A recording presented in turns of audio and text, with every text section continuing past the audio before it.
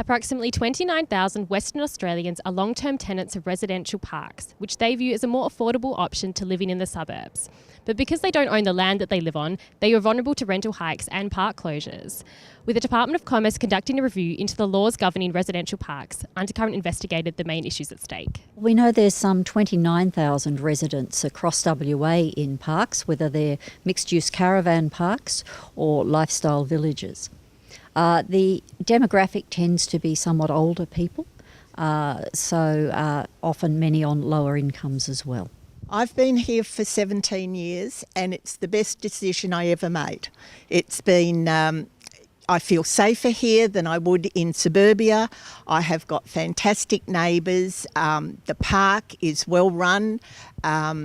We have activities and it's just a wonderful way to live. The Act was made in 2007 and after 5 years we're required to review its operation and check whether it's working as intended or not.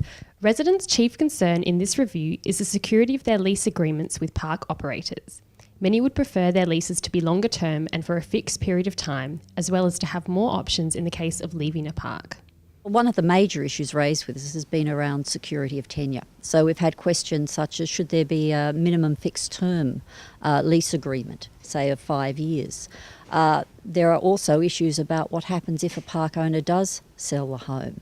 At the moment it can be sold subject to vacant possession. So should this be allowed, particularly where there are fixed term leases in place? Land prices have gone up, so the villages that have been along the coast or in better areas, the owners decide that they can get more money by selling the land, and that puts that whole village out on the street. So they say, oh, you can move these homes. It's not a 24-hour thing to move them. And some of the older homes don't get roadworthy certificate that they have to move them.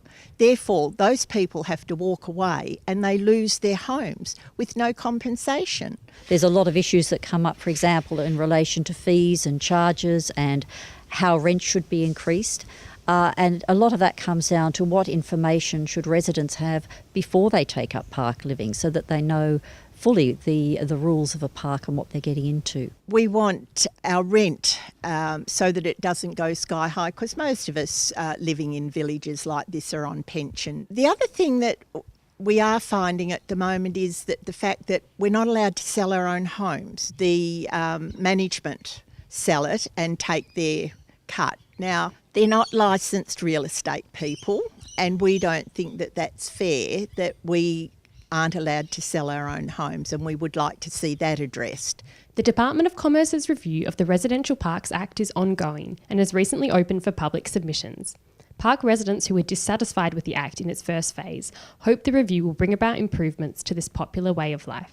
When the Act was being put together before, we put in a lot of submissions and a lot of them were just completely wiped out, and we were very disappointed with the original Act, and we're hoping that these days we're trying to sort of talk to the politicians and get them to understand more what living in park homes are like. We encourage people to get onto our website and get a hold of a copy of the discussion paper and have a look at what we're proposing and make their say. From Kununurra to Esperance, there are a lot of people choosing this lifestyle, and I'd like to think that they can feel secure in this sort of living and that they can be happy and not worry about the future at all.